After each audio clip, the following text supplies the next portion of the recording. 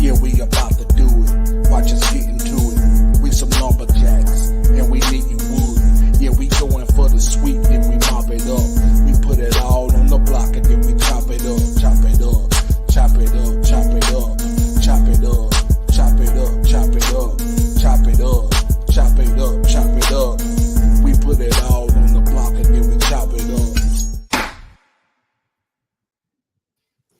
Ladies and gentlemen, we are back.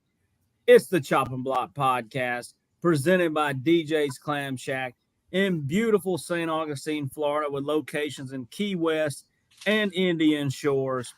And what a show we have for you. It's our weekly segment of This Week in College Football. And boy, do some people in this group have some explaining to do. Uh-oh. As you can tell on the segment, nobody is wearing purple, and that was a part of last week's bet. Well, I guess Barry's got purple on, but so that lets you know we saw a couple. Somebody's of wearing garnet chops, gold. when we started this broadcast. So I'm going to throw it really quick. Segment 1: who was the most complete team after week 1? And I know week 1 got a lot of stuff going on. A lot of teams we thought were going to be a whole lot better, but that's why we have week 1. We figure out some things. So I'm going to go ahead and throw it to Two-Turnt Tony himself in Florida State gear. Let's see if they're his most complete team. Well, before we do that, before I get into that, let me get a little bit more comfortable real quick. Had to get that right there. Now that we're back to normal, my most complete team so far, and obviously it's early, but it's the Michigan Wolverines. I mean, they got a stout defense. They got a veteran QB that's got a really high ceiling, arguably the best backfield in the country, and they got arguably the best line. We're not going to see them face any real competition anytime soon, but as of right now, building off of last year and currently, I got Michigan as the most complete team. All right. I'm going to throw it to Jared Cole real quick. Most complete team after week 1. Dude, this is so easy. It's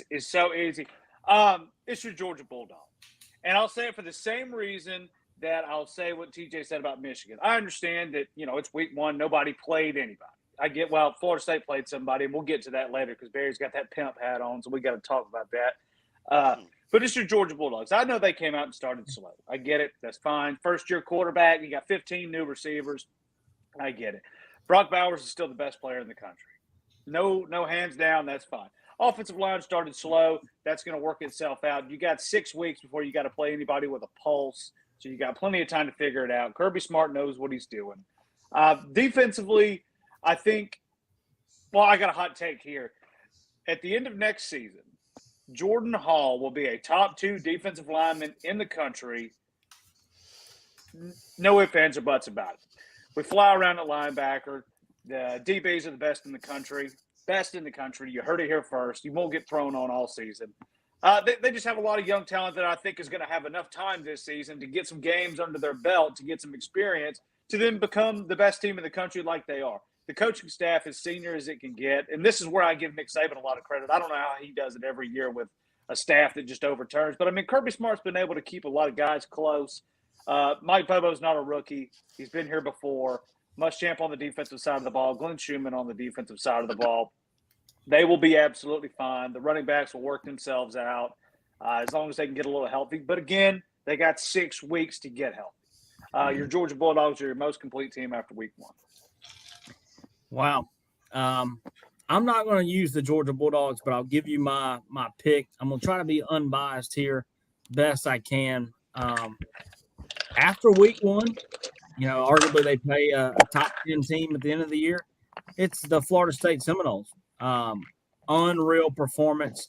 It almost seemed like if you paid attention to Facebook, the comments coming in on Sunday night were all LSU in the first half, thinking that they, maybe they did leave points on the board, but so did Florida State. They had some turnovers. They had some mistakes in the first half, but we saw who the real team and the best team was in the second half. And we saw Brian Kelly's comment saying they made a mistake when they said that because those boys played like the Georgia Bulldogs, or he thought they were the Georgia Bulldogs, whatever he said, but he was wrong. Okay, just like Bobby Boucher says, looks, or Colonel Sanders, whoever he's talking about, looks like Mama's wrong again. Brian Kelly showed up on Sunday night. The Florida State Seminoles are your most complete team so far. And the Texas Longhorns or the Alabama Crimson Tide can have something to say about that on next week's show. But I'm going to throw it to the Alabama fan himself, Mr. Kevin. What do you got to say about this one? Jared's right. The answer is easy, but it's not Georgia. You can't call Georgia a complete team when they play Prairie View or somebody. It's an FCS school. I'm going to wait. I'm not going to say Georgia's not. I'm just going to wait a little bit to crown them. I'm going to go with what Steve said. FSU, man, they dismantled LSU in the second half. They look good on every level. Their coaching looked great. That running back is a stud. The receiver's a stud. The quarterback can win the Heisman if he keeps playing like that all year long. And their defense was lights out. So, I mean, they looked like the 90s FSU. So short and simple, man, to me, the most complete team I've seen yet is FSU. All right. Enough said there. Coach Price. Well, I was going to go with the FSU team, but, something was bound to give. One team had to play better than the other. They had to play a complete game. I told you that if LSU didn't make any mistakes, that they would be able to beat FSU, but they weren't mistake-free. Your punt returners, y'all are still fidgety. Every last punt returner for LSU right now is not looking for a return. He's just praying that he can catch it. Exactly. So right now, I think that the most complete team week one, I'm with TJ on it. I'm going to go with Michigan. The only reason why I say Michigan is just because outside of the FSU, LSU ball game, who played anybody? East Carolina, you're a better team than UT Martin. You're a better team than Middle Tennessee. So I agree with TJ on that note. I think Michigan was the best team week one, but that's just week one. And I mean, when you're in a week where everybody is playing a little dessert, why not go out and be the team to come home with the meal? But honestly, the team that's not on this list that I think played the most complete game was Penn State, because Indiana was no joke.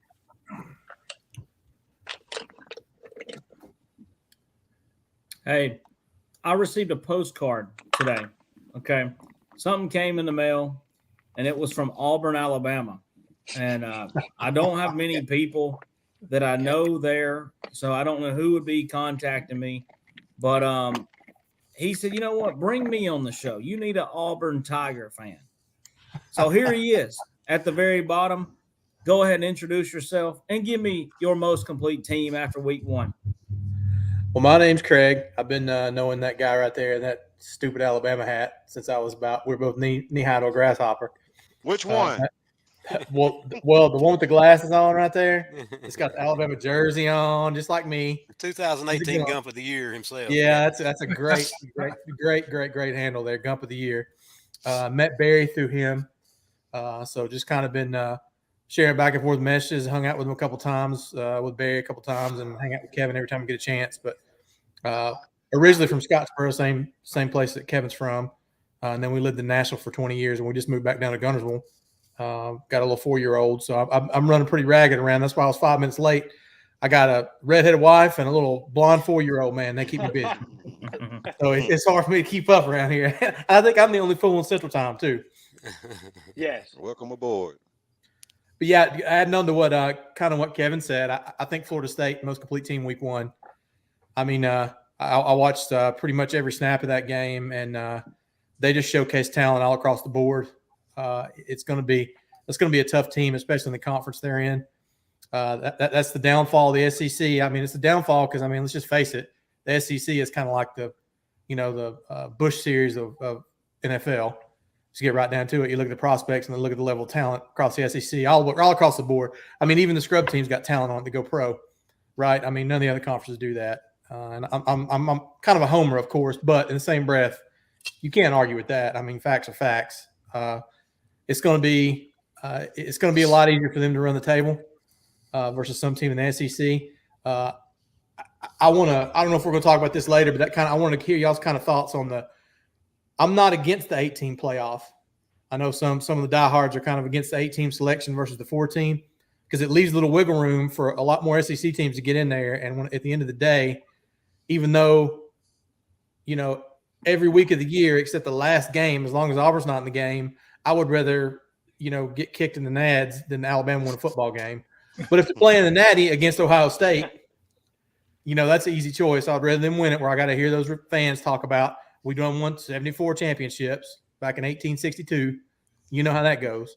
Yeah. But I'm hoping I think the 8-team playoff is going to leave a lot more wiggle room you look 12. at the way it pans out. SEC could have 4 teams in that sucker. 12-team playoff. Oh, 12 team. I love going to 8. Already instantly regret inviting the Auburn fan, but literally he was the only one I know. So. All right. Well, I agree. You know what? I'll say it. I like a bigger playoff because I'm a football fan. And let's be honest, every one of our teams involved here would have a chance to be in the playoff every year and a very good chance. Right. Hey, let's all agree on one thing at least tonight. We like more football. Let's bring the playoff in. Yeah. But segment 2, I get an email every day. Hey, your credit score. Check it out for free on whatever. But this week, we're determining the credit score. Whose credit went up? Whose credit went down after week 1? Coach Price. Easy. But I'm going to start on the downside. That would be your Florida Gators. I wouldn't put nothing in the Florida Gators right now. I'm talking about, man, your stock's so low. Dude, y'all couldn't even finance a jar of jelly bean. It's terrible. It's terrible. You had one job to do. Y'all were down to their 3rd string quarterback, and this kid came out with almost 400 yards passing on him. I mean, geez, Auburn, Florida, all you had was one job to do, and that was just go win a ball game where you actually, on paper, were better. Now, of course, Utah is a ranked team, and they're a good squad. But, dude, they did not have their general plan in the ball game, and the kid that came in the ball game and the other kid that came in the ball game straight up spanked y'all. So credit in Florida right now is zilch. But this is the kicker. In Colorado, man, the stock is high. And the reason why the stock is high is not only did Deion come into a program that might have won one ball game in a season. Dude, he got y'all ranked inside the top 25 in week 1.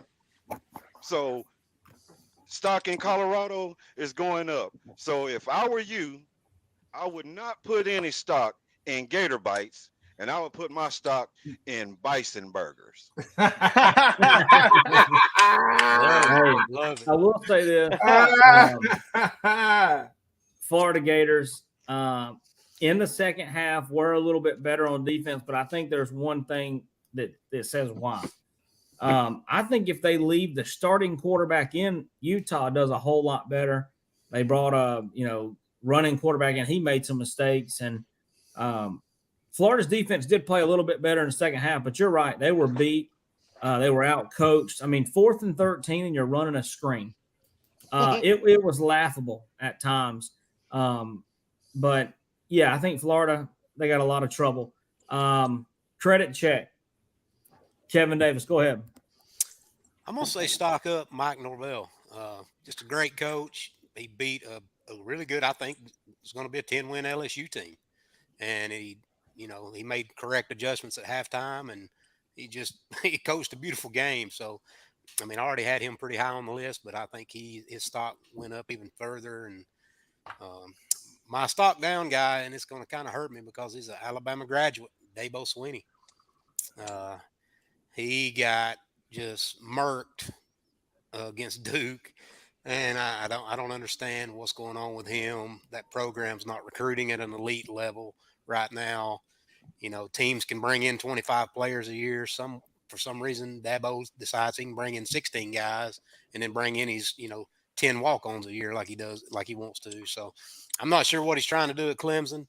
But from a guy that stock was just about as high as it could get, I don't know if he could finance a waterbed today.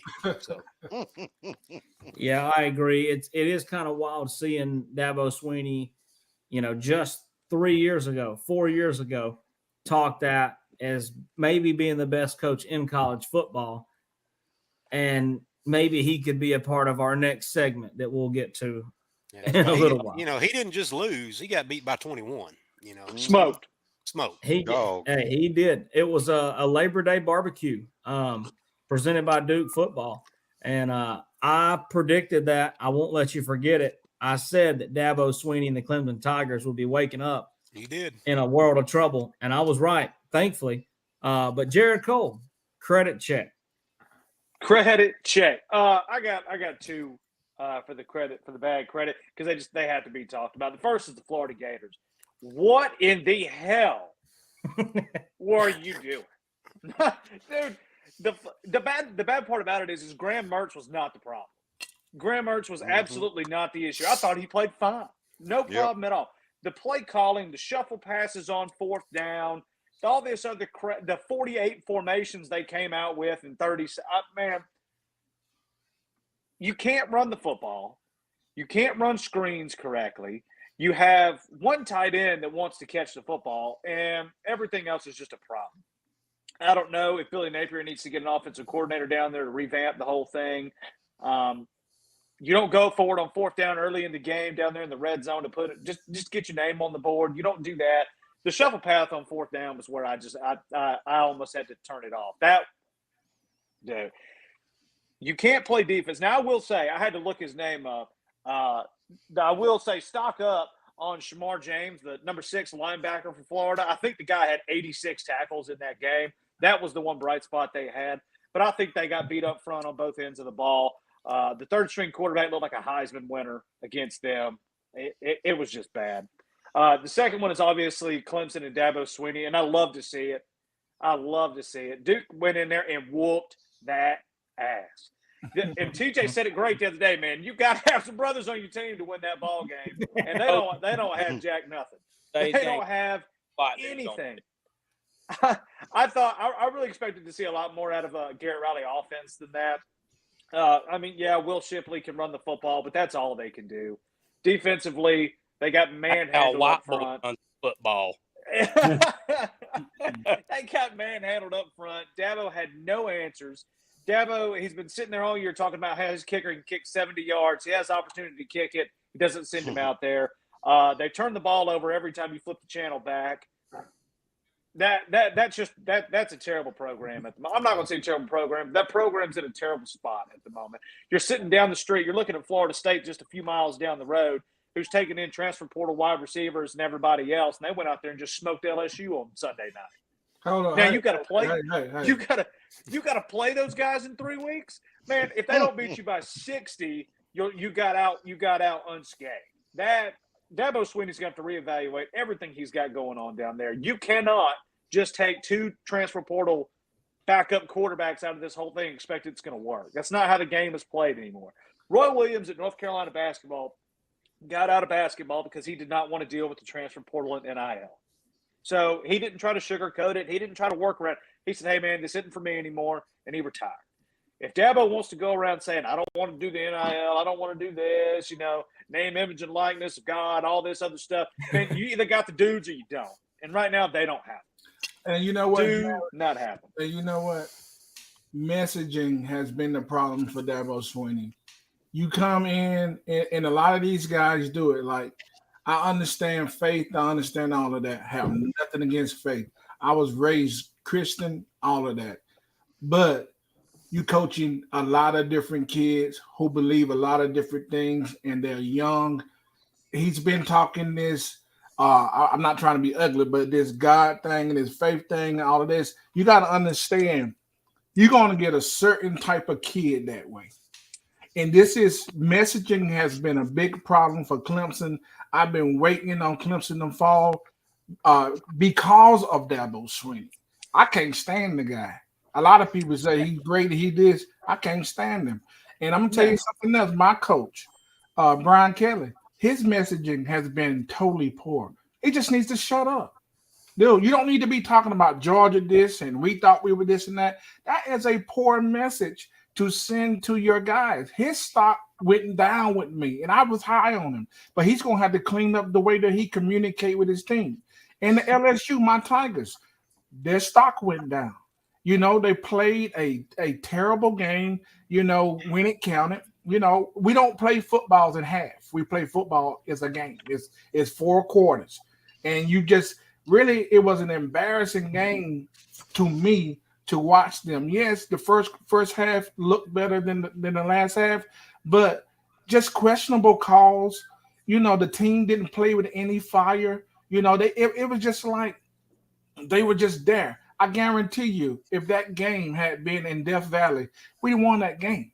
You know, but you got to be able to win on the road. So for me, LSU stock way down, and Dabo Swinney, the Clemson Tigers, their stock way down too.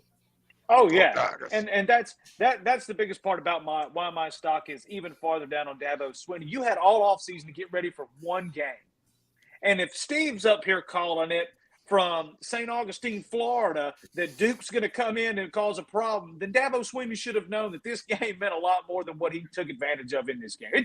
Them boys did not look like they were even remotely ready to play that football game. But they weren't in shape. Yeah, they weren't in shape. I don't know if any of you ever have been to South Carolina. It's hot down there too.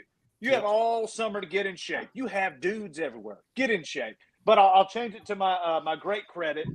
Nobody said anything about them yet. How about those Tar Heels? Dude, I tell you what, man, they went out there against South Carolina and they had, I believe, 8 or 9 sacks and 16 to 17 tackles for loss. 25% of South Carolina's offensive plays resulted in that. I mean, just that is night and day as compared to what we saw last year. And that really opened it up for Drake May. I don't think we ever saw him in this game freak out, felt like he had to put the whole weight of the team on his shoulders. Carolina's defensive line's got some dogs, dude. They have got some cats out there. So I understand that Florida State is obviously king of the castle in the ACC right now. But if Carolina can play like that and they can sit there and, get better week to week playing defense like that, man, come time for the title game, I mean, look out for Drake May and the Tar Heels. Hey, I totally agree. And I will agree. say, I was wrong about Colorado. Watch out for those boys. We got a segment for that. You just that's right. Hold your buffaloes. We got a segment for that. That's right. Hey, I will agree real quick on the Tar Heels. And what was our question last week was the offensive line of North Carolina, and I said I think they're going to be better. They were better last Saturday night in a big win against South Carolina. Drake May looked unbelievable, as he should. We had him up there that high. Let's be honest.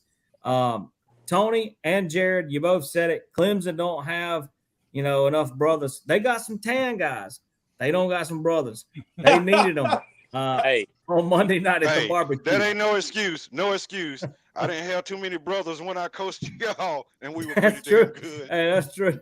TJ, go ahead. Hey, real quick to build on that Clemson Duke game. This is for somebody in this group, Dylan. Clemson had 56 4 or 5 stars on their roster. Duke had a combined 2 4 stars on their entire team. Dabo got out coached. Period. I think Kirk Herbstreit summed it up best. He said the noise was getting loud last year, but everyone chose to blame it on DJ. I didn't think DJ was the problem. I didn't think DJ was great. Don't get me wrong. But Dabo, I've said it since he started winning championships. I told everybody when they were starting, I want him as Bama's next head coach. I said, no. I was the guy that said if Jeremy Pruitt would have continued success at Tennessee, I'd rather have him over Dabo, simply for the fact that he can recruit. Dabo is not a recruiter. He's going to get you one good player, and then he's going to try to build a bunch of role player guys, and you can't do that in the SEC. If you don't recruit with the best, you ain't going to consistently play with them or beat them. But man, let's get. Y'all better stay away from Jeremy Pruitt. Well, you won't catch up with them fries. This was before the allegations. And hey, when his sentence is up, that's legal now. But Yeah. I don't want to prove it. I'll talk. We can talk about who I want. He's in Athens right now. Yeah, but it's human. You already know. But anyways, don't be shaking your head, Cole. He's a Bama alum. Yeah, hey, man, you leave my boy alone now. Anyways, hey, credit skyrocketing in the 800s. Michael Penix Jr. and the Washington Huskies. Dude is unbelievable, man. He's one of the top 5 quarterbacks in the country, veteran guy. A lot of y'all in here, when we were talking about the game, thought Boise State, that was going to be a game. I tried to tell y'all, for one, Boise lost their quarterback. They had a new starter. And that Washington offense is for real. It wasn't close. It was a straight spanking. 56-19. Michael Penix Jr., 450 yards passing, and giving five of them touchdowns. 5 of them. Mm-hmm. Now, let's talk about them Lindell credit scores now. What credit scores? Brian Kelly takes the cake this week, boys. Look, man, like Barry said, for one, you don't get 30 piece. I don't care about that garbage. He got 30 piece. You don't get 30 piece and then come in after the game with your quarterback, your leader of your team sitting right beside you and say, this isn't the team that I thought they were. This ain't the team's fault. This is your fault. This is a coaching standpoint. You're the one that chose to go for it on 4th down twice instead of taking the points to have the lead in the first half. You're the one that you were in charge of letting offensive coordinator do this or that. Has nothing to do with Jaden Daniels. Jaden Daniels couldn't control if he wanted to kick a field goal or go for it. Exactly. And then you sit there and you talk about Georgia. What does Georgia have to do with the LSU Tiger? Right.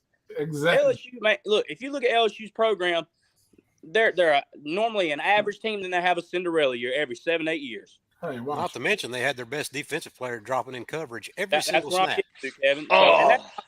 You got the best, not arguably, you have the best pass rushing linebacker in the entire country as a sophomore, true sophomore.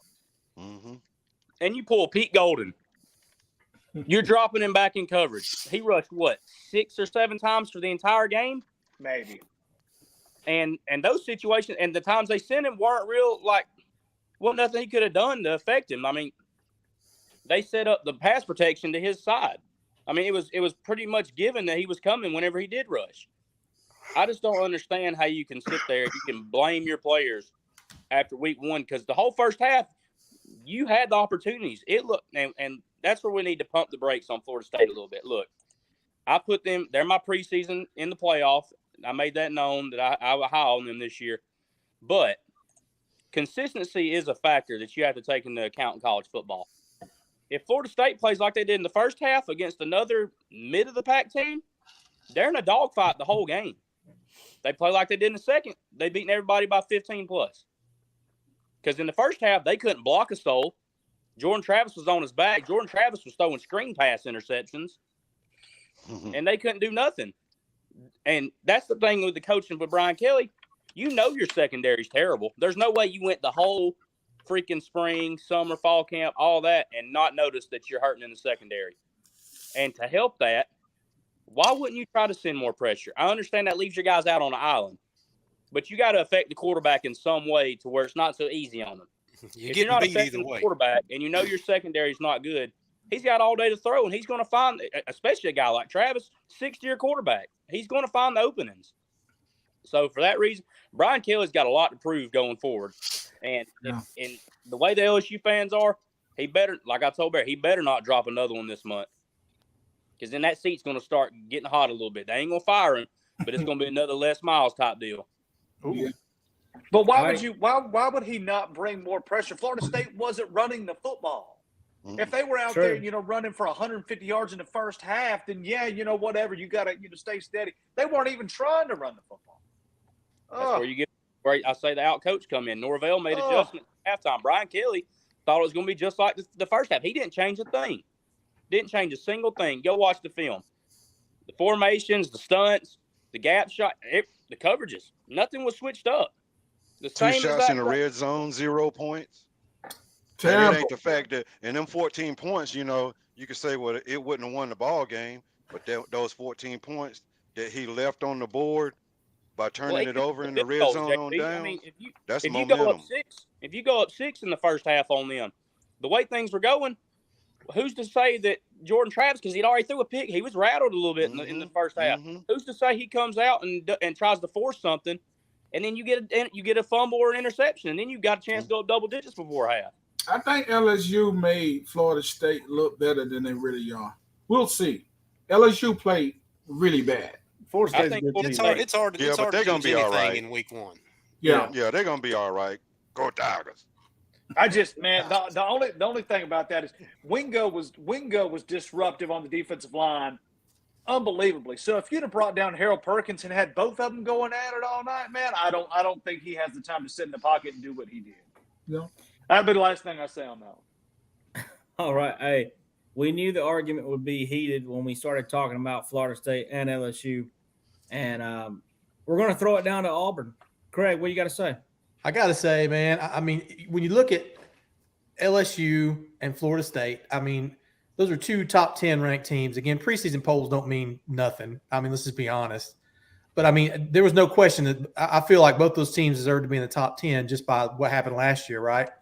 So that was a coin flip. So, I mean, was it a bad loss for LSU?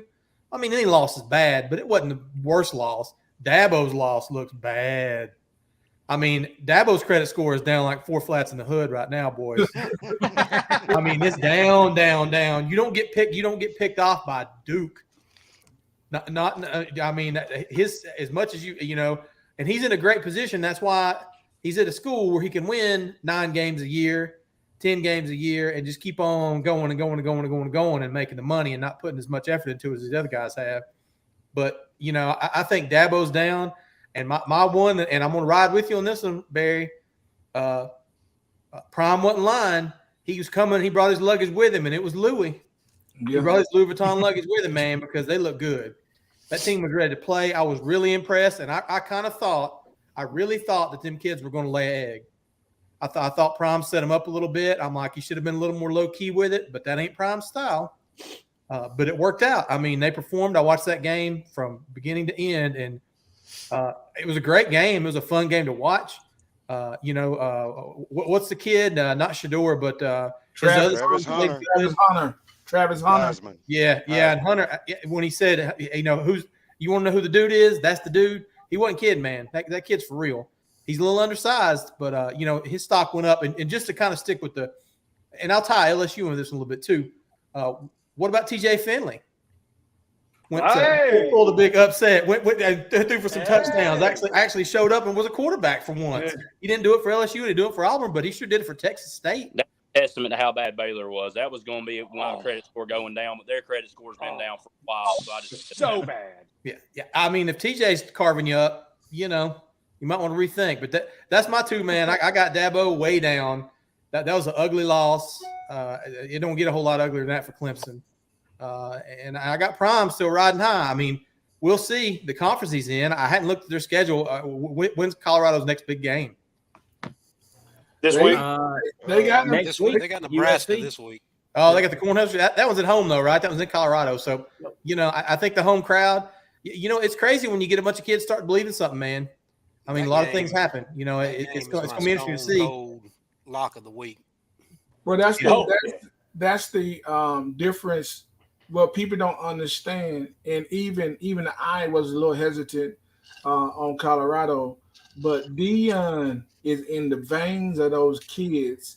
His messaging that's what he focuses on. He focuses on the intangible. He know he might not have the most talent of throughout football, but what he knows, he's got enough talent, and then his messaging takes him over the edge.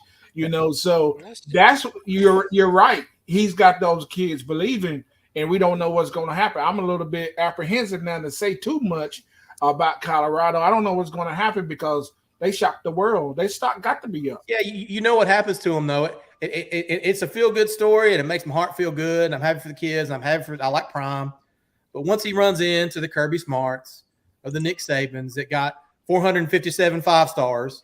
I mean, their 5th string could start on any other team in the country. Those teams just grind them to a pulp, man. But that's fine. But yeah, that's fine. fine. I'm with you too. Hey, he's already far exceeded his expectations. That's why I picked him Yeah, as his credit and score let's up. keep in mind, this isn't a destination job for Dion. He's got his No. eyes set on something bigger than Colorado, Yep. Mhm. and it's going to Oh, be in yeah. the SEC. And knowing Auburn, that's where he'll end up because they love gimmick, loudmouth head coaches. Here we go. I don't think Dion. Look, Dion's smarter than that. I don't think Dion comes SEC. No, He knows Big better. 12. I say Big 10. Yeah, I don't think Well, he with can do the the way Boosie conference thing, man. Could are be. reshaping, he may not have a choice. I say ACC because he wants to get at Florida State because he ain't got nothing to do with them. Well, might they be never talking offered that- him either. You say that, but Dion's got an ego, man. He wants to show everybody in the world that he's better than the best. And where's the best reside? The SEC. Yeah, that's true. But he So- ain't- Let's just hold off and see what Freeze does for a little bit first before we start naming Dion the next head coach of Auburn. Hey, We're still paying for the last two. Give us a minute. I'm let's just saying, wrap this segment up with the last but not least. Dylan, what's your credit looking like? Man, that low credit, I'm picking it up where Tony put it down. Whoever in the hell made the decision to drop Harold Perkins in coverage 39 times and only rush him 7 times. Are you fucking kidding me, dude? You got the next Micah Parsons. Like he's legitimately like built the same. He's the same play style as Micah Parsons, and you do that, and you expect to win. Whoever made that decision, bro, on to the next, man. But anyway, stock up. I'm gonna go with just the transfer portal in general because we all talked down on it. We all said, you can't just glue together a bunch of talent and expect to win. But 2 teams in FSU and Colorado who did it the most, they came out and dominated, man. They look great. So Great point. yeah, so stock up on that Keon. transfer portal. Great point. Totally agree. And I'll go ahead and give you mine. Stock up. I'll take responsibility for the whole group as the host. Deion Sanders. You know what? I was proud of him when I turned that TV on at noon kickoff, and I didn't see that ugly cowboy hat and his socks above jogging pants, looking like a buffoon out there. I was already happy. But then when they started playing and moving the football and scoring, 40 plus, 50 plus, yard plays, I said, okay, I might be a Buffalo tomorrow, or I might at least go get a Bison burger somewhere because the stock up is Colorado. Let's be honest. Stock down, I predicted it last week. It's the Clemson Tigers. They woke up on Tuesday morning with the worst hangover that only Cedartown, Georgia could bring you on a Labor Day weekend. And let's be honest, Dabo Swinney, we know he was in church a day early on Tuesday night. And Wednesday night, he showed up before the doors opened and was banging on the doors, hoping they would let him in. But let's be honest, if he continues on this track, there might be a couple crosses burning in his front yard like we saw around the Titans. Dabo Swinney and the Clemson Tigers are in trouble. But speaking of that, call 911. The chair has caught fire after week 1. Let's be honest. I got 2 guys. I can't even put it down to 1 on the hot seat in week 1. It's Dabo Swinney. It's getting a little spicy over there in Clemson, and they don't have many Mexican restaurants from what I've heard. Number 2 on that list in a winning performance, but I predicted it earlier in the season. I still think it's Ryan Day. Ohio State looked horrible. They got out with a victory, and maybe that's all that matters. That's all I'll say about that. I think we'll see more about the Ohio State Buckeyes, and maybe they turn into one of my favorite desserts, one that my mother's made forever. The good old Buckeye is a great dessert, and we might be eating it all season long. I'm going to throw it to Coach Price real quick. You just said it. My bold prediction ain't going to be a bold prediction. It's Dabo. Dude, you just laid an egg. You didn't bring your guts. And that's what you tell your players, bring your own guts. You didn't bring no guts. Your kids didn't train with guts. If you looked at that Clemson game, man, I can honestly tell you they hadn't ran sprints all summer long. It was pitiful. Them boys didn't do nothing. They got manhandled the whole ball game. The calls that Dabo was making in the ball game, they were piss poor. You saw him over there panicking on the sidelines. Yeah, your heart's pounding because now you just realize you're downhill. The last time you had any chance to do anything, it was a kid from Cartersville that got you there. That ain't happening no more. You can't get nothing out of the state of Georgia no more. And it's showing. That's why he ain't got no brothers on the team. He can't pull nothing out this state. If it ain't going to Alabama, or it ain't going to LSU, or it ain't going to Georgia, it's going out west. So that tells you right then and there that the whole cycle of where the recruiting is in the southeast, Clemson, you lost your edge. Your edge is going out to USC and the rest of the boys on the West Coast. You lost your edge, and it was a slight edge. Not only that, Coach, Florida State's dipping their hand in the bowl. They're starting to yank. Exactly. And So that's the card in the ACC. So Dabo, I don't see, honestly, dude, I don't even see Clemson finishing as one of the top 3 teams in the ACC this year because I don't think they're gonna get past a North Carolina team. Honestly, I'm putting my money on Miami to beat them. I just don't think that right now Clemson has got anything that they're going to come out and we're going to game plan and they're going to have something that we really got to be worried about. Shipley can only run the ball. We'll keep running it. That just keeps the clock going. Eventually, you're going to come up in a third and something decision, and it's over with. So, to me, Dabo, hey, man, you better call Urban Meyer, somebody to let you know how to take it when you get fired on your day off, because it's going to happen to you, buddy. You're getting fired. Just like you said, they laid an egg. Let's be honest. When you go down to your local grocery store and you lift up that egg carton and you see that one little egg with poop on it, that's what Clemson was. That's the one you put back. You look for another case, and that's what we got. They laid the egg with the poop on it. It come with a little extra. Craig, what do you got? Man, I got to go back to Billy Napier. I mean, I don't care who you are. If you're Florida and you lose to Vandy last year, and you come out and lay an egg against Utah, come on, man. His buyout can't be too big, right? I mean, I figured Dabo's worth some money. Don't get me wrong. I mean, I'm with you guys. I think you can't speak any lower of how bad that loss was for Clemson. That was just a bad loss. And like you guys said, it ain't getting no better. This is going to be a tough season for them.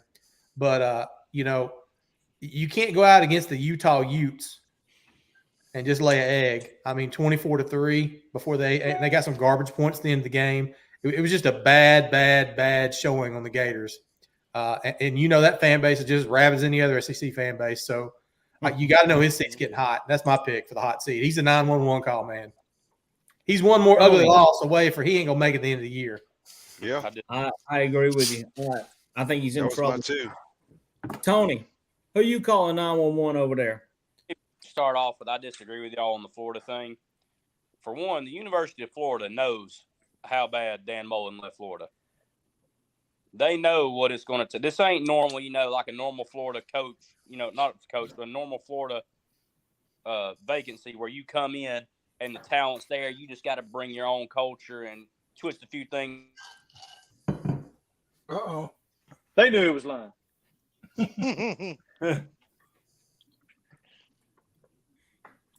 Tony, you're mute. We can't hear you. We lost you, man. That's how it should be.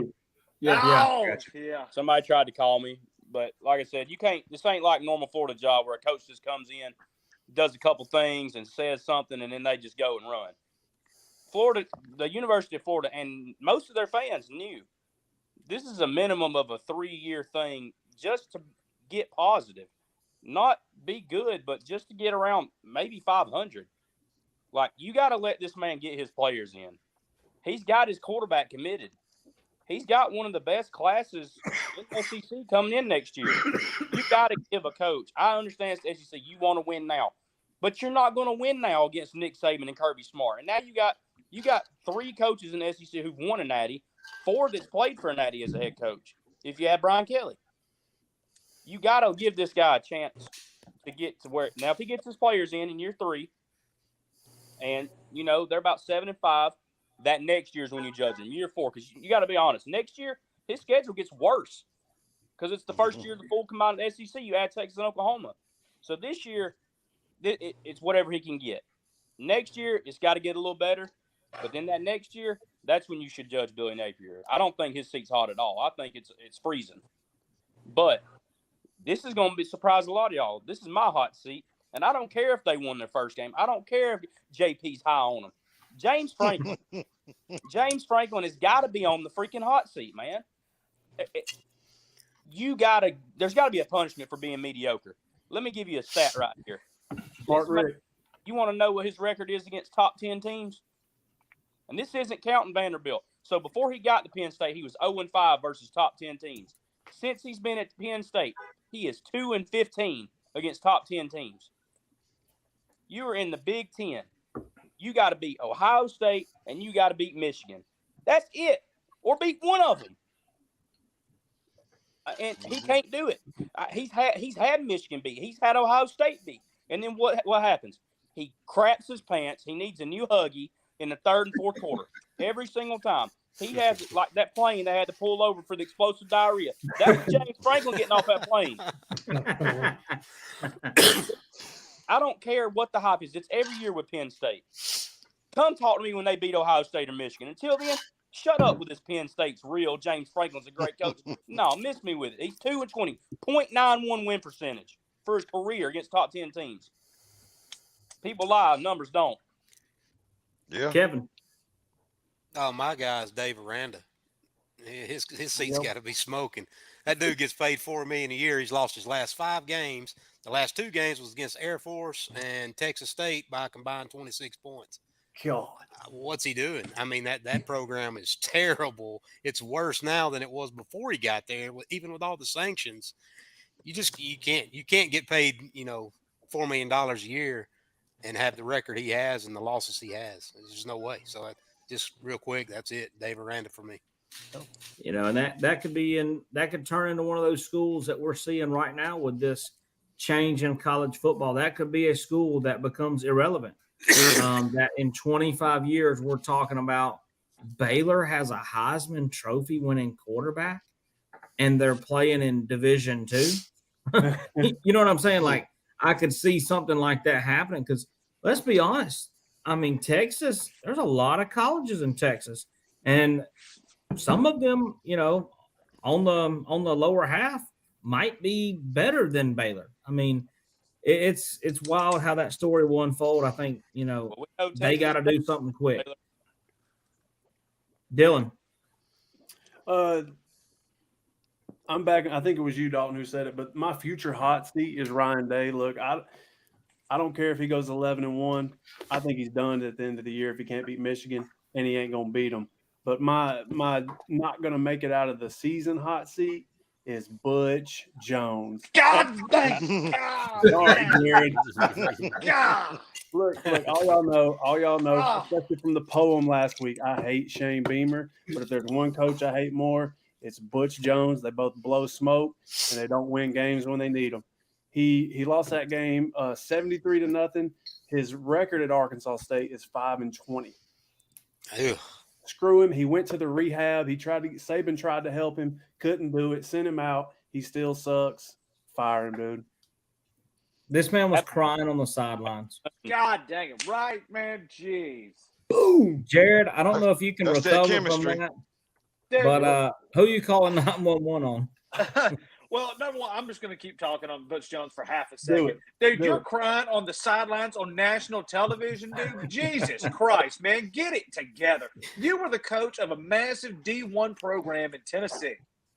These kids are looking at you at Arkansas State. And people just, toss Arkansas State and say, Gus Malzahn was a head coach there. John Bobo was a head coach there. Hugh Freeze was a head coach there. I mean, they have a standard there.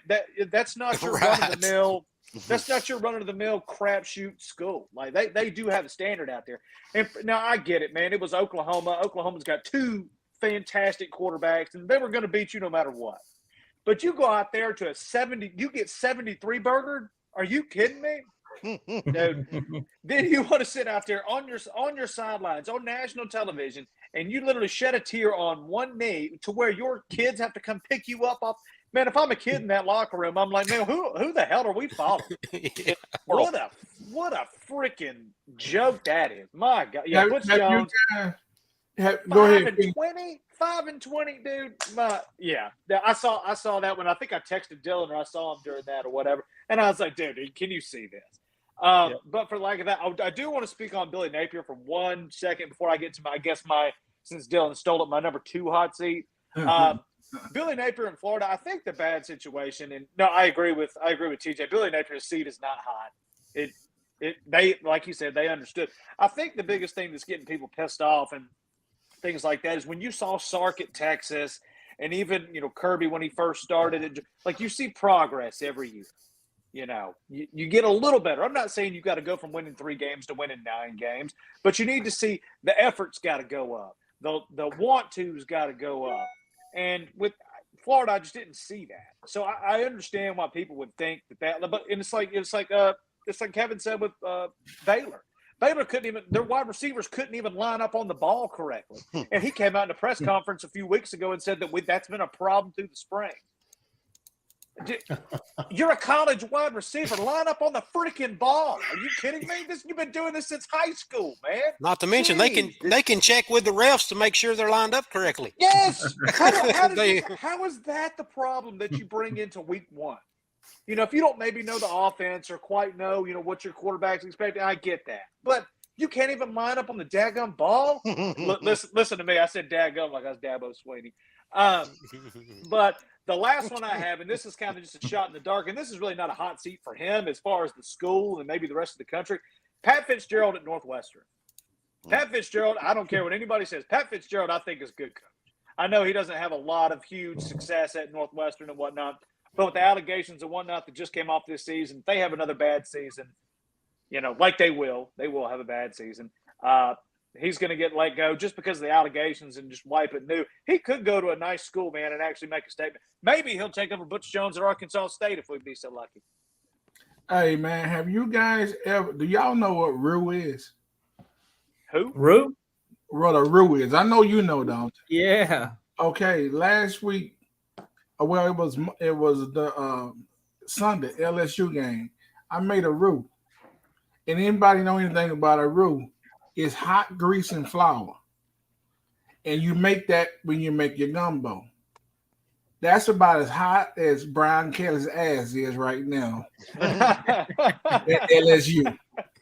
He got roux on his cheeks because I listen, I don't care what he did last year. You all know how prideful LSU is.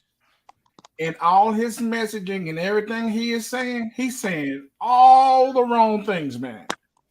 You got your baseball team winning the national championship. You got your women's basketball team winning the national championship. And they both did it in I think it was it the second year or third year, something like that? Brian Kelly, he better do something, and he better do something fast. I believe he will. He may not get fired this year. He will be fired in year 3 if he keeps up what he's got going on. They're not going to stand for it in Louisiana. He'll be on the first thing smoking out of Baton Rouge.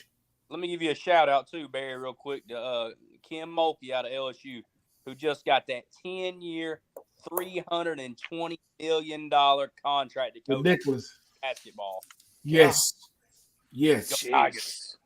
Hey, Tigers. and honestly, she's this era's Pat Summitt. We're not going to go into women's basketball, but she is. Hey, Pat that's a Summitt. statement. She is. She is. When she retires, she is going to have a legacy like Pat Summitt. Dude, I love her and- clothes, though, man. God, she's man. wears these She's games. She can I'd play definitely for her. rest. Damn, no, she got it going on, man. So everybody went on this segment, right? I don't want to leave anybody out here. Yeah. All right.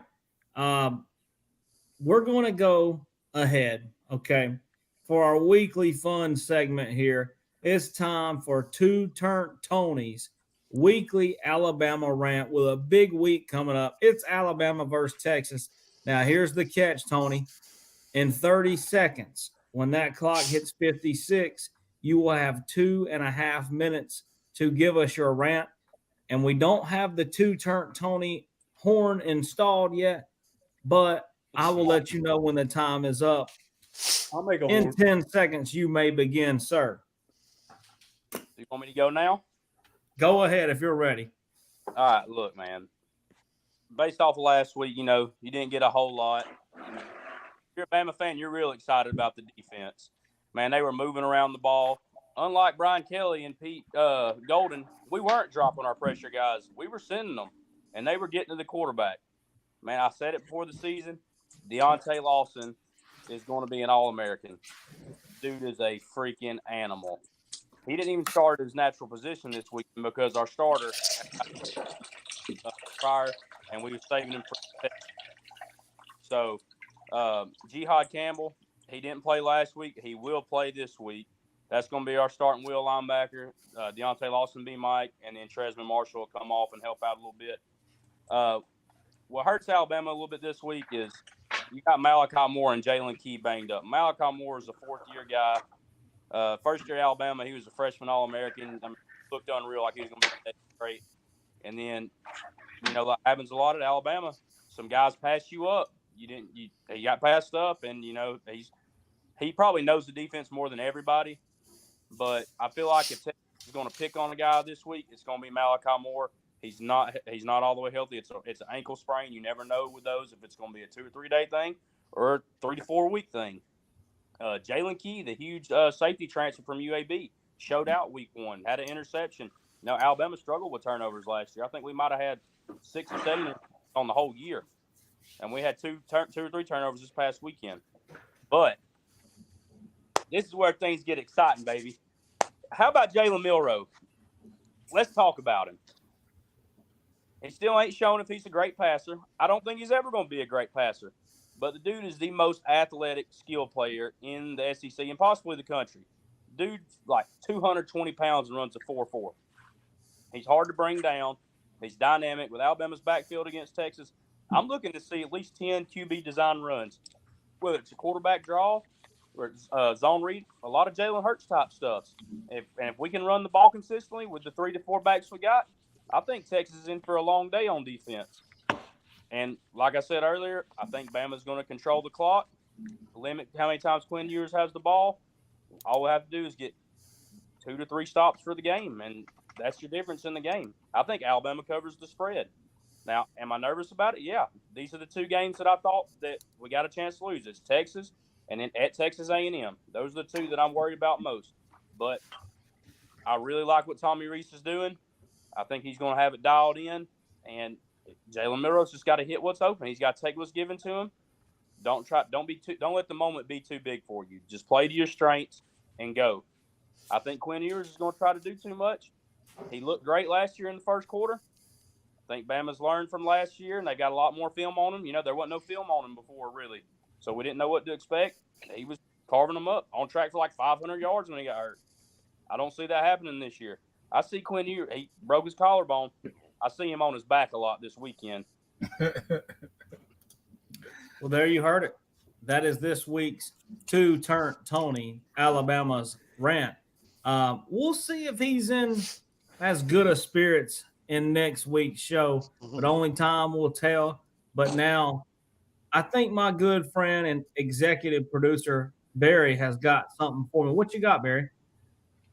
I'm going to start out with one thing that you brought up last week, and I think this is a good question that you was asking. And we can start with Coach Price. But which coach is going to earn a Gatorade bath? And I don't know if you guys are old enough to remember how Gatorade used to be made. But when I was young, you get some powder and you pour it into some.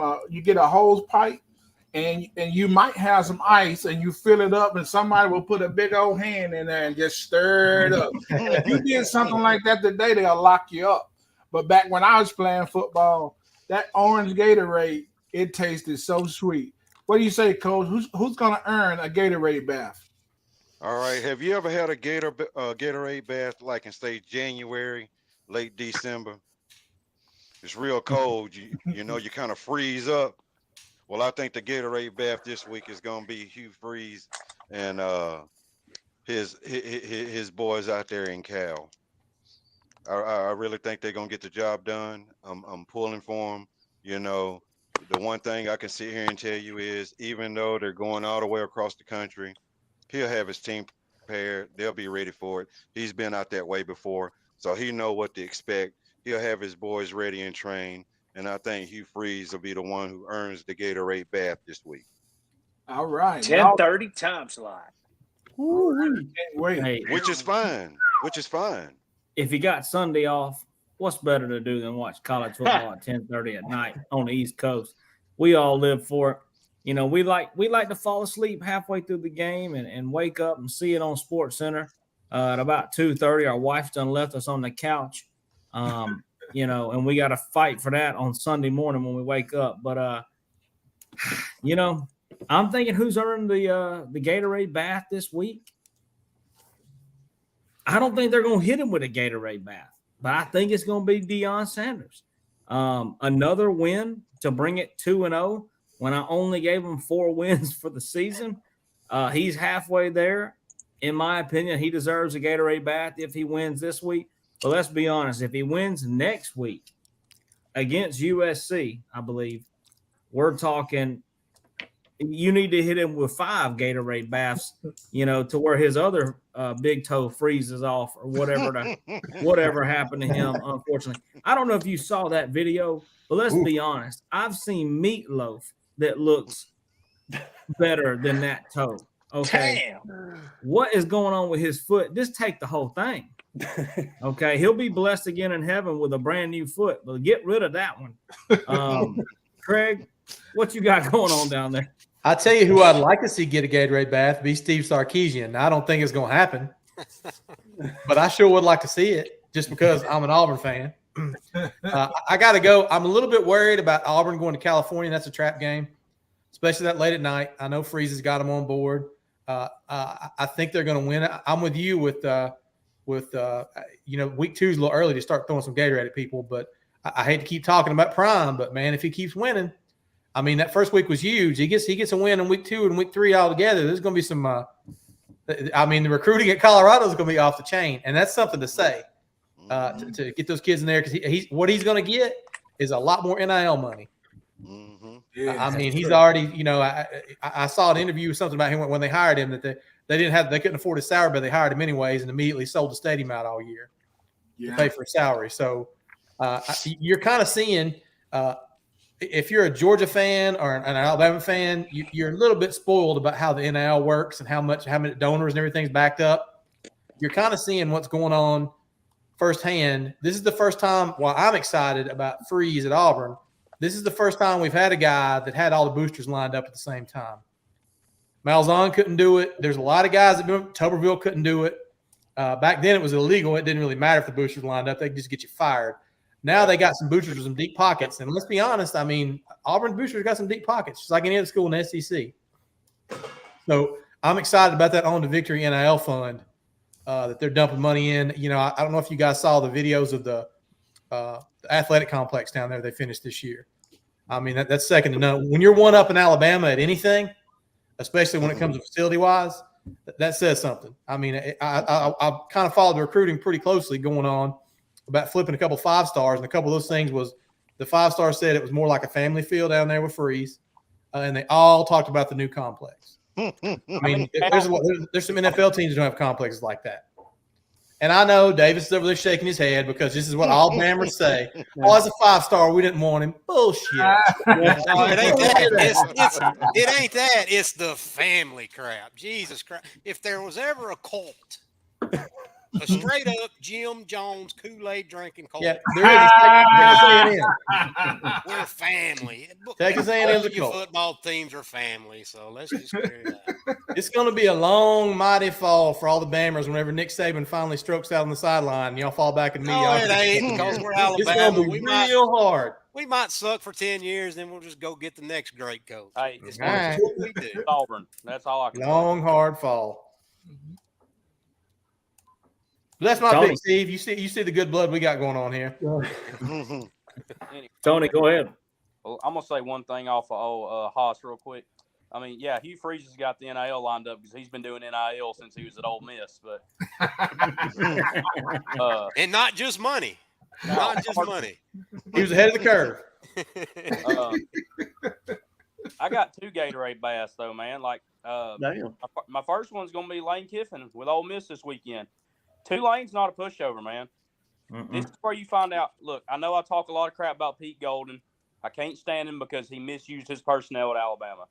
He is a good defense coordinator, though. He does know what he's doing, and he's going to improve Ole Miss's defense a lot. Tulane's got a really high-powered offense. If Ole Miss play, I think it's at Tulane, actually. If they go to Tulane and, let's say, hold them to 17 or less points, that's something that Ole Miss is very happy about. I think Ole Miss puts up 45-50 in this game. But if they can – their defense is the issue. If they can hold them – because they play Alabama, I think, next week. Ooh. It's either next week or the week after. That's a huge win, and especially for the defense going into the Alabama game. But my second one, God, hold on. I got to remember his name. Kirk Ferentz, head coach at Iowa. Iowa got a really good quarterback in the transfer. I mean, I ain't going to say really good. He's really good for Iowa. And I got Iowa in the Big Ten championship, because you got that huge side with Ohio State and Michigan. They're stacked in. Usually the other side they play in the Big Ten championship is garbage. But I think Iowa legit has a chance to win anywhere between 9 and 11 games on that side. Wow. And that's all depending on the quarterback. Their offense looks different. I mean, I'm not buying into them, but I mean, a quarterback can change everything. You got a guy who can throw because, Iowa's, hey, it's Pepperell High School freaking 26 power every time. Big old white fullback, cornbread fed. Now they're spreading it out a little bit, throwing the ball. I mean, it gives you something you have else to key in, and their defense is always good, man. Their defense is legit. I think old Frank's got something going for him. I mean, sorry, Kirk, not Frank. Ferentz. Kirk's got something going over there. Kevin. I think the guy that deserves the Gatorade bath is going to be Nick Saban when he beats Texas by 10 or more. Ooh. It's not going to happen. I know he won't get the Gatorade bath because, honestly, that's what is expected of Alabama. We don't rush the field. We don't do Gatorade baths at home. It's just garbage. I mean, you really don't have to pick the Gatorade bucket even up to dump it on him. You just kick it over and it falls on you. But the guy that's going to get it's Deion Sanders, man. Look, they play Nebraska this week, and that's a huge old rivalry from the Big 12 days.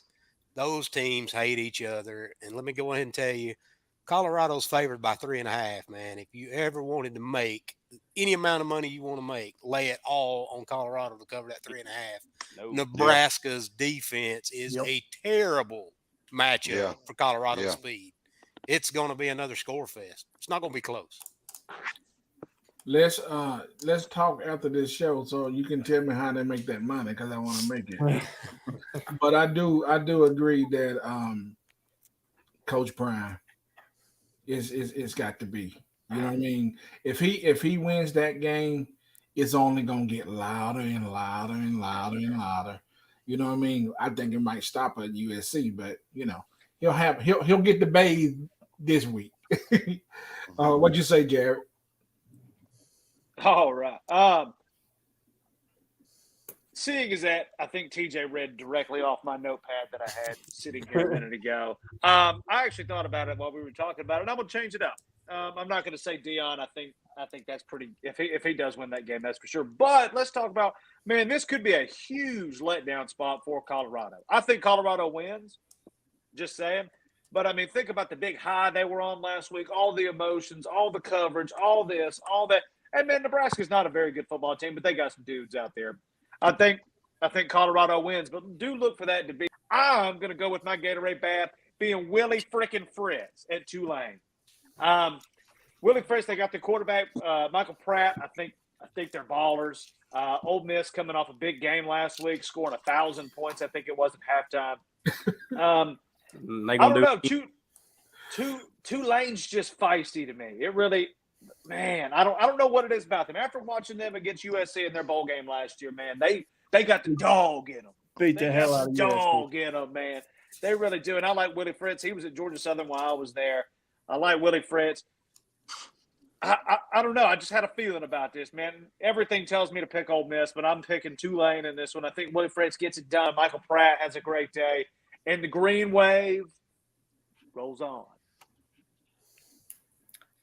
Well, last but not least, Dylan.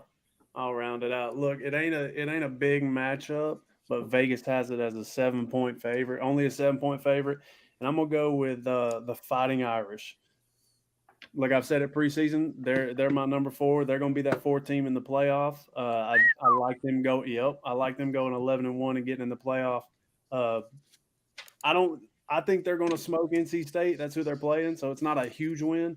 But Vegas has them as only a 7-point favorite. So I think Marcus Freeman makes a statement with a top 5 quarterback, and they beat the crap out of them, man. Hey, real quick, Well, did anybody see that just come across their phone? Yeah, I was actually about to mention that, Jared. Dude, are you serious? We talk about college football greats. Tonight is the start of NFL. And what breaking news just come across this phone here? Bengals quarterback Joe Burrow agrees a $275 million extension that makes him the highest 5 paid years. NFL player. Hey, let's pause real quick. JP, we was talking about yesterday. Hey, if that man don't stay healthy, he's going to be committing highway robbery. Yeah. And it you know, that it seems like the Bobby Bonilla contract has been signed. Let's hope for all the NFL's sake that Joe Burrow stays healthy. Let's bring it to the next segment, and then we'll introduce the final segment, the most fun, the pick'em. What you got, Barry? Hey, listen. I hope all of y'all are man enough to admit where you were wrong. And I'm going to start this myself. But let me take a little sip first. Damn. I thought my beloved Bayou was going to be about some business. We weren't. We literally sucked. It ruined my gumbo. Oh no! It ruined my gumbo. It made it too damn salty. And listen, I'm guilty for riding the Kelly train a little too long. I don't know if I'm gonna get back on it with him, but I'm gonna stay with my beloved Tigers. I was wrong. I was wrong about the Tigers. I was wrong about the Gators. I thought the Gators would be the old school Gators. They were some little sardines. They wasn't no damn alligators. And so that's where I was wrong. Where were you wrong? Who else was wrong? I'll let y'all chime in where you want to. Well, all I can say is Boise State, they disappointed me, man. I was dead wrong. God, Coach, ain't that right, man? Hey, I'm telling you. Tell y'all. I thought it was going to be upset alert for week 1, you know, with Washington missing out on everything that they had. But, man, Boise State, man, y'all laid that egg on me. I wanted to just go repaint the field. It don't need to be blue, but it had me feeling blue when it was all over. Y'all didn't even have a shot at even trying to help me out on that. So I can honestly say I admit I was wrong. I thought number 10 Washington with no run game, that Boise would just peel their ears back and come get him, and we would be on upset alert with a top 10 team facing a nobody week 1. Man, Boise State, y'all get out of here. Man. Them horses need Coggins. I think I'll speak for all of us because we all kind of chimed in on it last week. But, man, we all thought Virginia was about to give Tennessee at least a half. And Virginia might be the worst team in the country. Wow.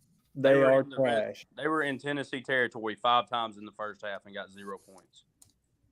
Insane. And, bro, they couldn't block a soul. Tennessee was getting to that quarterback at will. Look, man, Oh my God. mine's Pete Golden. I hate that guy. I hate every curl on his head. His stupid, confused looks on the sidelines. His pudgy little demeanor. I tuned into the Ole Miss game, and I was thinking there's no way. And the last few years at Alabama, I just thought there's no way Pete could go anywhere and give up less than 20 points to anybody. And the Ole Miss Rebels held I don't even know who they play, Mercer, to 7 points. So congratulations, Golding. Great job, pal. That was on the first run of the game, I believe. Yeah, I mean, the dude looks like looks like a fat extra off the movie Dazed and Confused or something. I don't know. I can't stand him. Lane Kiffin said on that as soon as that touchdown happened that he said in the headset, "Hey Pete, we're paying you a lot of money, and that's not what it's for." Oh yeah, that was great. Like the first play of the game, he gave up like a 60-yard touchdown. I was like, "Yeah, welcome to Pete Golding era." Oh my God, freaking doctor school over here. But I'll come in next. Look, man, I said on here that Deion had a better chance of getting his toes back. I guess, I don't know where the toes got dumped out when they got amputated, but they have been recovered and shipped straight back to Colorado, and they are having surgery to put them back on as we speak. They grinded them up and made bison burgers. Let me say a couple things off this, though, because I was wrong a few times. But I also think, like I said, I think we all gave TCU a whole lot more credit. One, because they did play in the national championship last year. We forgot they got beat worse than anyone ever. And then they lost like 17 guys from that team. That's not to discredit anything that Colorado did. They still shouldn't have won. TCU still out-athletes them, I think. I would say they still have more, even with all the portal.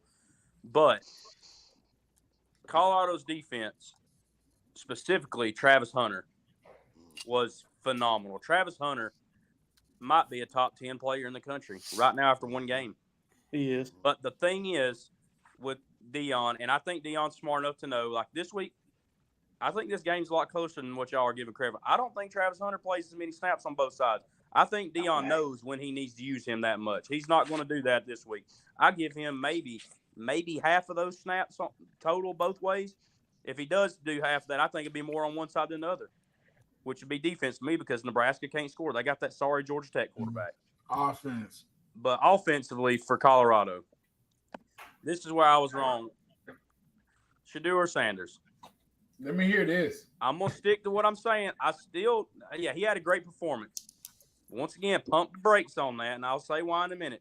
Yes, I'm going to give him credit here. He had command of the offense. He didn't try to do too much. He was never rattled. He was never shaken. I don't think he was did he get sacked? I don't think don't know. I think he might have been pressured one time where he had to roll out. You can't sack him. Well, yeah, they couldn't get to him.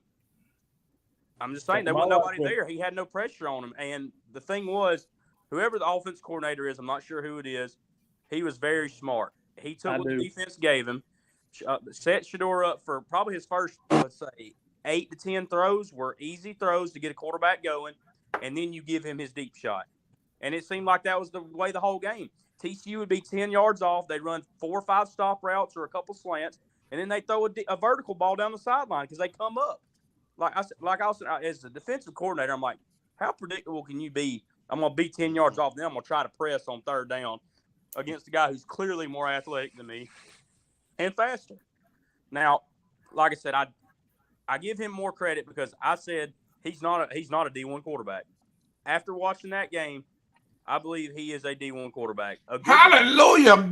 Hallelujah. Glory. Amen. I believe he's a D1 quarterback. All right, Dabo. But don't try that now, JP. Don't do that. I'm talking about Barry. Oh, I was about to say. I thought he was talking about. I said I don't like Dabo, but I still don't think he's great.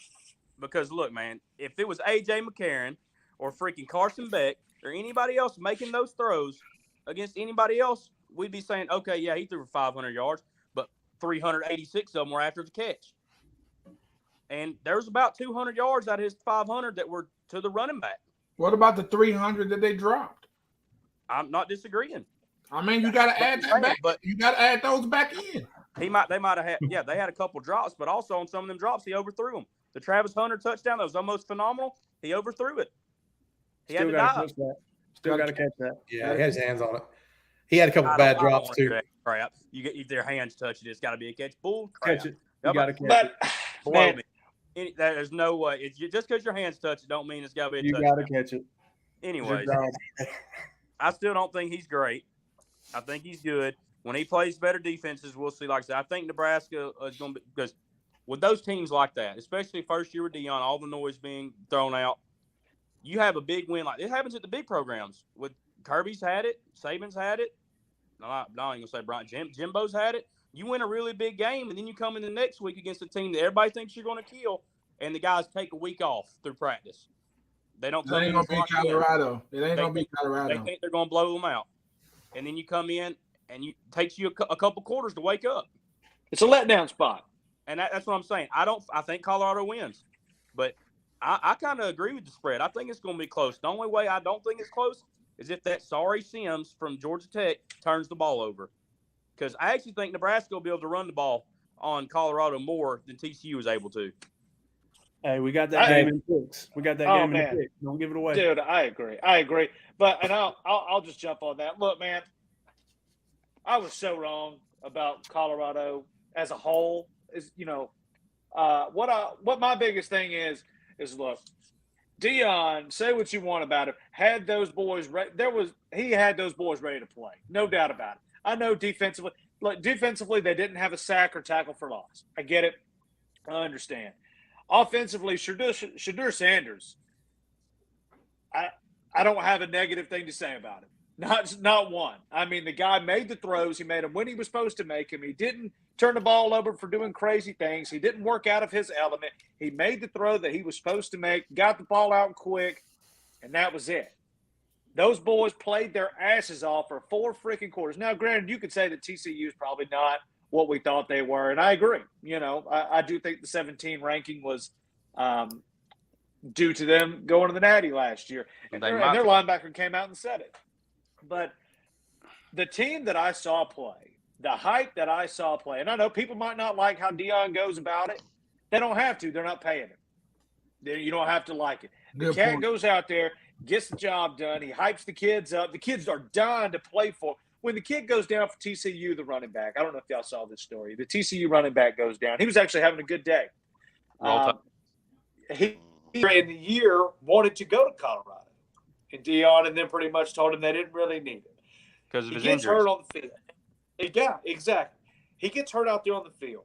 Deion walks out there, pats him on the head, said, "Hey, man, you need to get up. You're killing us. Your team needs you." And I agree. Next week against Nebraska, it's the perfect letdown spot. It really is. I do think Colorado wins. I agree with TJ completely. That's a field goal game at best. Jeff Sims blows.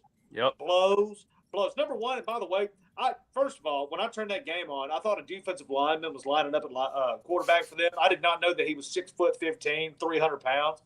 But I will ride on Deion for the rest of the season. That what I saw today was just needs a lot of work. Granted, understand that.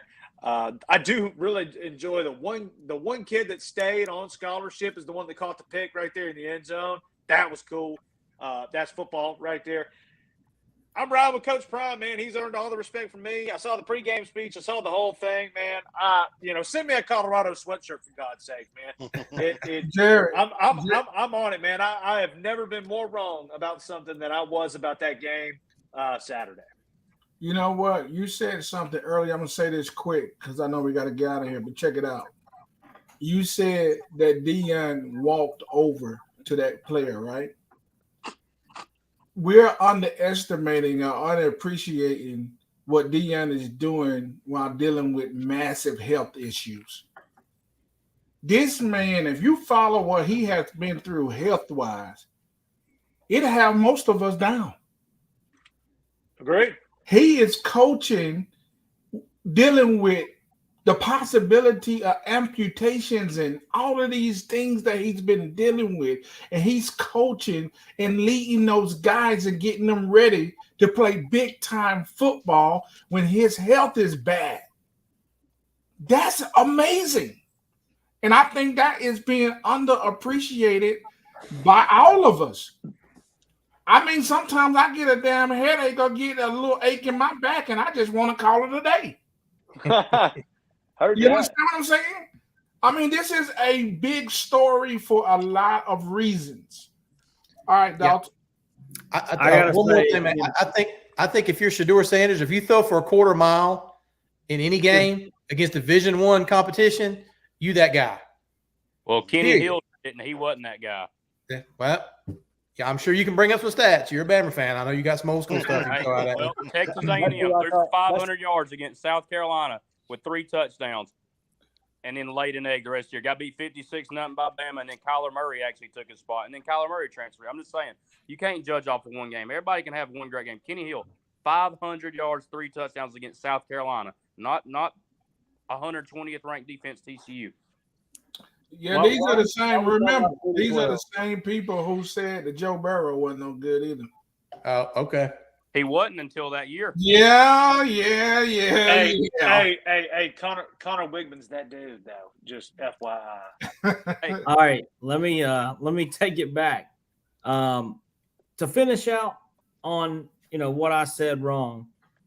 Let's be honest, it was Colorado. I already mentioned that. And if Dion keeps winning, he might wind up like the guy from Mr. Deeds with a brand new foot. And that's what we could hope for him. But throwing it to segment 6 and the funnest. Now I'm gonna ask a special favor of you guys. I want you, if you have a big discussion or a big debate on one of these, leave it for your game of the week. So Before we pick through Dalton, these quickly and find your game of the week if you want to go a little bit further. TJ, I'll start with you. Before we pick, do you have the totals from last week? Do we know who's in what place before we keep going? No, we So- just going to do that with the actual spread. We'll put Okay. we'll put screenshots up on the pick'ems. So we're doing game of the week right now, and I mean, guys, that's easy. If anyone says different, it's Texas, Alabama. I mean, it's in Tuscaloosa. Game day is going to be there. SEC Network's going to be there. It's a huge game for Alabama, but it is a humongous game for Steve Sarkisian. If Steve Sarkisian can come into Tuscaloosa, you can beat Alabama at home. Like if you're a team, they come to your place, you can beat Alabama. But to go into Tuscaloosa and win, that's not something many teams do, man. LSU's done it once in the past 10 years. Auburn hasn't done it since 2010. Ole Miss has done it once. Outside of those 3 people, I couldn't tell you the last. Alabama's on a 21-game win streak at home right now. If you come into Tuscaloosa with 101,000 fans and you beat them, you need more than a Gatorade bath. He might be relapsing down at the bars in Tuscaloosa, win or lose. But that's 100% the game of the week. I don't see a bigger game for either team to see where they're at this point in the season.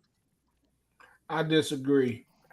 The game, Bama and Texas, yes, it's going to be a big game. But everybody know who Bama is, and I'm picking Bama for that game.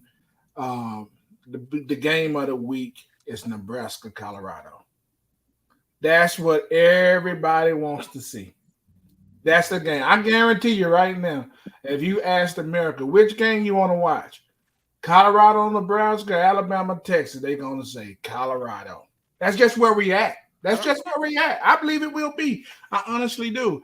Are we picking these games or are we just telling the game of the week? I want you to pick all of them, but give your game of the week. Oh, Okay, I'm going to go down. I'm going to say Alabama, Texas A&M, Colorado gets it done, Oregon. Ooh, I don't know about this game. Come on, Barry. This is the easiest one on the schedule. I don't know. I don't know much about these teams right here, but I'll just say Barry, I'll give you a hint real quick. I Arizona just say State. Oklahoma. I just say Oklahoma State, Okay. and then I'll go. I don't believe in Auburn. Ooh. I'm gonna go Cal with that game, and I'm gonna ride the train. Let's go Ole Miss in the game of the week. Like I said, Colorado, Nebraska. All right, and my bad, I forgot to make my picks because I thought we was just doing the game of the week. I'm gonna go with Alabama over Texas. I'm gonna go with Texas A&M over Miami convincingly. The spread I think is like 7.5. I think A&M wins convincingly. Bobby Petrino brings a new dynamic to that offense. I'm not a Bobby Petrino guy, but just watching how they were running their offense the last game, hey, Texas A&M might have the best receiving core in the SEC. I'm not saying they do, but it possibly could be by at least top 3. I'm gonna go Colorado in a close game. Close game. Colorado wins. I think Oregon wins pretty big. Oregon's a team that is a sleeper team for a lot of people. I believe in Dan Lannon right now. I don't ever believe in Bo Nix, but he's going off. I'm gonna say Oklahoma State over Arizona State. I don't think Oklahoma State's great, but I just don't think Rashada, as a true freshman, is going to get that game. They just beat like Cave Springs School of the Deaf by 3 last week. Like it was like 24-21. And then this is tough, man. I really do want to pick Auburn. I really do. But since it's at Cal, it is at 10 o'clock at night, man, that's tough for players to change their schedule in 2 to 3 days and their bodies be ready to play in that game. Auburn's running with Thorne at quarterback. They run in packages with what's his name, Ashford. They're running a lot of run packages with him. He had like 3 touchdowns last week rushing. If Auburn can continue to have success, doing a 2 quarterback system as far as running, and then actually throwing a couple passes with I just said his name, Ashford. I think they can win that game, but I'm gonna go with Cal in a close one also. And I got Ole Miss winning by double digits. All right, Coach Price. All right. Well, to me, game of the week, of course, Alabama, Texas. I mean, it's just the implications on the game is a lot bigger than everything else right now. I think Alabama will, come out on top in the game. I think it'll be tight for about 3 quarters, but I don't think Texas will be able to handle the pounding that they'll get from that big offensive line that Alabama's got with the running game that they got, knowing that they have to, keep in mind what's going on with the quarterback in the backfield. So I don't see Texas being able to get past Alabama, but it'll be a good game and my game of the week. Texas A&M over Miami. Miami will have 15 penalties. I mean, right now they've been getting hit by the penalty bug. So Texas is going to take big advantage of that. I look at them coming out on top. As far as the Colorado-Nebraska game, I'm grilling bison burgers for it. So you already know where I'm going with it. Ole Miss and Tulane, I think Ole Miss will come out with that win. I think Tulane to give them a battle, but you're just going from Mississippi to Louisiana, so it ain't like you're really going nowhere. You still got your fan base that can travel. You're still there. So I look at Ole Miss being to pull it out. But I'm telling you, Auburn and Cal, Hugh Freeze will have the boys ready. I mean, the bottom line is this. You can't say it's a night game or a late game and they're on the West Coast and yada, yada. Okay, well, if you get drafted into the NFL, are you going to tell whoever drafted you for the 49ers that, man, I can't come out there and play because I've been on the East Coast all my life playing and I can't adjust to it. You need to train and adjust, and that's what Hugh Freeze will have his boys ready, is they'll be trained and adjusted. And I look at Auburn beating Cal because there's one thing this is the reason why he gets the Gatorade bath. There's one thing to win a ball game on the road, but it's another thing to win a ball game on the road across country. So look for Auburn to make a little statement for themselves in this season. I got them over Cal. All right, Kevin, go ahead. I got Alabama beating Texas. Like I said, I think Alabama's going to beat them by double digits. And I really, I know we played Middle Tennessee. That's not a huge team, but I mean, they're not a bad team. And they're an FBS school. I love what I seen out of Jalen Milroe. I was kind of skeptical. I don't care who it is. Short, intermediate, long passes. He put the money on the spot every single time during that game. He looked like he had control of what he wanted to do. And I really think, if Alabama had more depth on the defensive line, I'd be more prone to say they would win the whole thing this year, but they don't. So anyway, Alabama's my pick in that game. I'm going to go with Aggies, and I'm like TJ. I think Aggies are going to murder Miami. I'm going to go Colorado. I think Nebraska's just an awful matchup for them offensively. Oregon's going to beat Texas Tech. I got Oklahoma State over Arizona. I got Auburn over Cal. And the reason I say that, and I know we're not looking at the same Auburn team we looked at the last 2 years. We talk about Dion bringing in a lot of transfers. Hugh Freeze brought in 20 transfers out of the portal this year. they were only going to have one returning starter on offense if you didn't do that. So I like what Auburn did in his first game of the year. I mean, they look good for who they were playing, and I've never been big on Cal as a football program.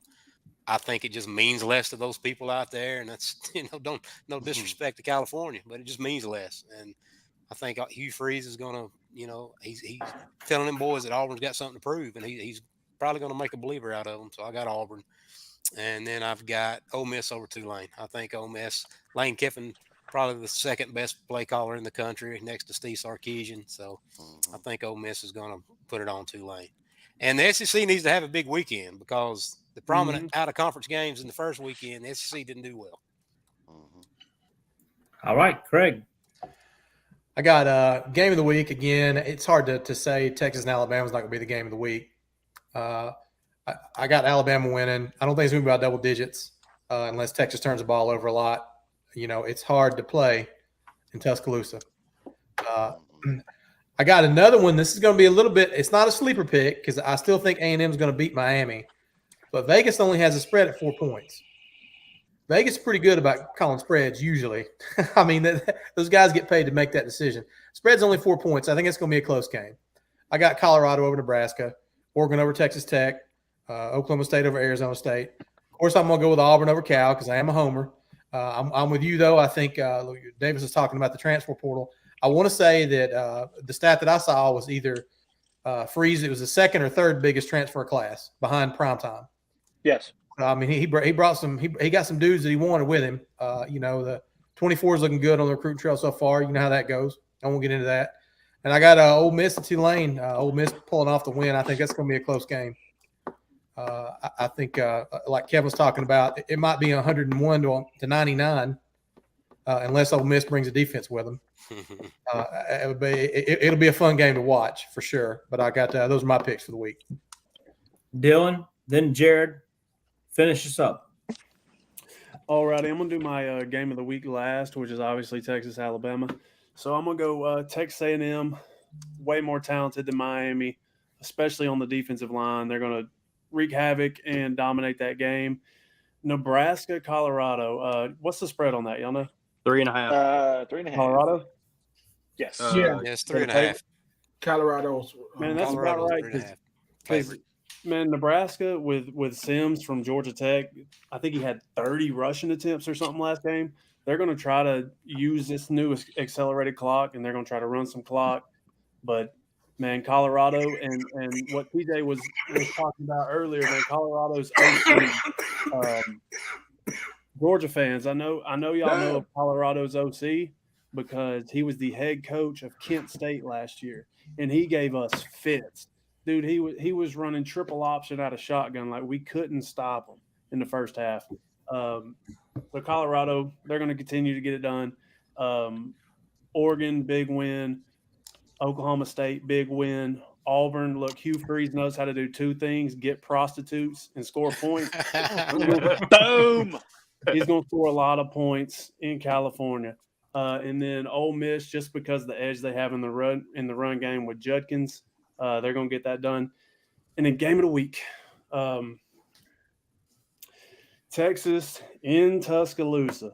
Now, I didn't have time today to do the poem, to do a long one. So I made one up on the fly real quick for this game, all right? Bama could beat most of these teams with their twos, but Texas wins if Sark stays off the booze.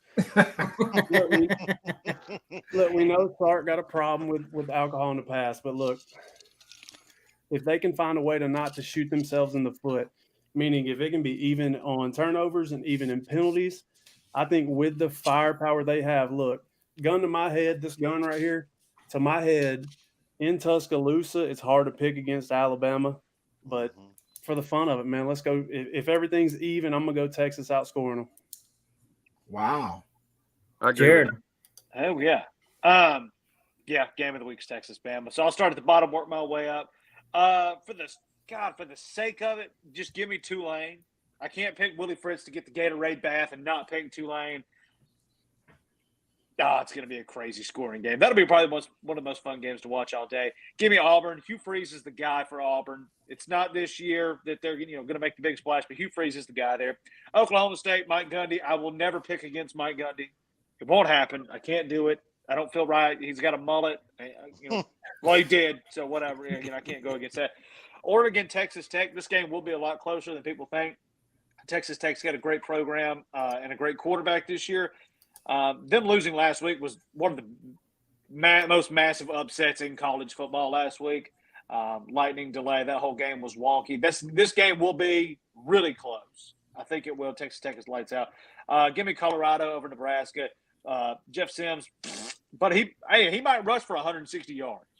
I mean, he really might. I don't. But I think whoever has the ball last in that game will win. And we'll beat Colorado. Colorado will pull that out. A&M's going to boat race Miami. Absolutely boat race. Connor Wigman, they're going to have to take him out because his arm's going to be tired from throwing for 1,000 yards. I am very high on Texas A&M this year. This is going to be one of the games that they put a statement on it. Texas, Alabama. I don't know if Steve Sarkisian is going to sleep between now and kickoff. His whole career at Texas has leaned up to this game. This is Steve Sarkisian's moment. This is it. His whole career rides on this game. Well, not career rides on this game, but you know what I'm saying. Huge Alabama is at home. Say it again. I said it's huge for his program. If they can get this win, especially recruiting. Oh my God! And this is the biggest game of the year. No matter what, he's got 10 returning starters on offense. Oh, I'm telling you. Whole offensive line. Alabama's secondary. I don't know. Is it Malachi Moore? I think he plays. Other guy, I don't think he plays. That will be a struggle. Alabama's defensive line, I think they're going to be fine. But the whole key to this game goes to Texas's offense. Can they prevent turnovers? Not make silly mistakes? Can their offensive line give him time to sit back there and throw? Can they? I don't know. And you have to be able to run the football. Texas, if their defense can win the early downs, get Alabama behind the chains, so Jalen Milroe has to sit there on a long second down, long third down, make the intermediate throws. I've got no issues with him throwing the deep ball. But if you bring him to third down over and over and over, can he consistently do it? We don't know. Nobody's seen it. We don't know. Oh my God! My stomach, my gut tells me Alabama, but I'm going to pick Texas. And this is surely for the point that this is Steve Sarkisian's moment. He has to win this game. It is a must-win for Texas. It's a must-win for Texas. Nick Saban and them, I get it. They're never going to have more firepower on offense in Texas than they do this season. This is one of the most loaded offenses. This could look like LSU's offense from a few years ago. It could. I'm not saying it does. Could. I agree. They're going to have to do it. But let me add one more thing to what Jared said, and this is what a huge key factor of the Alabama-Texas game, in my opinion. There is going to be a huge, it's just what I got a feeling in my gut, a huge special teams play that changes this game. I don't know who gets it. I don't know if it's a fumble, a kick return, a punt return. There's going to be a huge special teams play that pushes one team. And I think what it's going to be, I just got a feeling in my gut. So I hope to God it's not us that makes a mistake. Yeah, I think. And Jared, you just pulled a Lee Corso. The key for Alabama is not. You want to just the whole panel. The key for Alabama is not to get down by 14 or more points. I mean, that could be a problem. I think we'll play very well with a lead. I think we're going to be committed to running the ball behind a huge offensive line. But Jalen Milroe is a brand new starter. He doesn't have the experience of bringing a team back. And we get down 14, then what? Then we'll know. What Jalen Milroe has. That's the biggest part about this game. Texas's staff all season has said the best part of their team is their defensive line.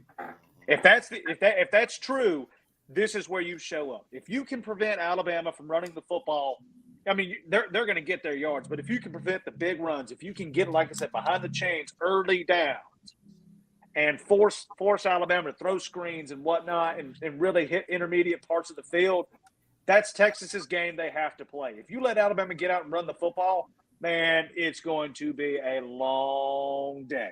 But if you can get them behind the chains and force Milroe, there's your opportunity because you can score with anybody for Texas. But you have to force Alabama to do things they don't want to do.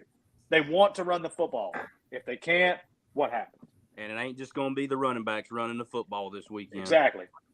And Jace McClellan, like last year, like the great Leanne Toohey said on the blind side, run the dang ball, Bert.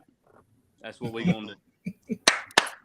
Well, next week we will find out how well our predictions fared, and we'll see if Kevin and two-turn Tony are as happy as they are tonight on this beautiful Thursday.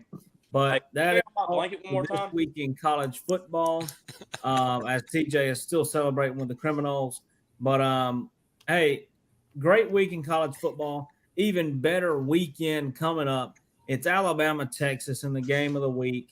We will see you next Thursday or Wednesday night.